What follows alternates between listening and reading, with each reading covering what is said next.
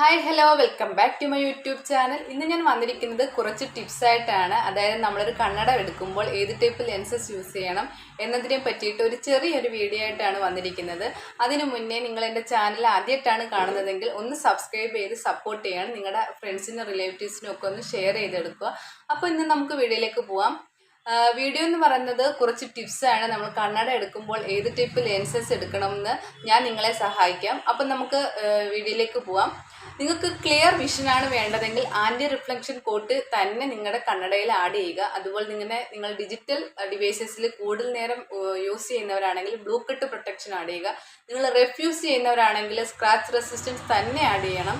അതുപോലെ തന്നെ night drive കൂടുതൽ ഡ്രൈവ് ചെയ്യുന്നവരാണെങ്കിൽ നൈറ്റ് ഡ്രൈവിംഗ് ലെൻസസ് ഉണ്ട്, അത് തന്നെ ആഡ് ചെയ്യാൻ നോക്കുക. അതുപോലെ തന്നെ നിങ്ങൾക്ക് പ്രൊട്ടക്ഷൻ ആണ് വേണ്ടതെങ്കിൽ UV പ്രൊട്ടക്ഷൻ ലെൻസസ് ആഡ് ചെയ്യുക. അതുപോലെ തന്നെ മഴയത്തൊക്കെ കൂടുതൽ നേരം ഡ്രൈവ് ചെയ്യുന്നവരാണെങ്കിൽ വാട്ടർ റെസിസ്റ്റൻസ് കോട്ടിങ് ആഡ് ചെയ്യുക.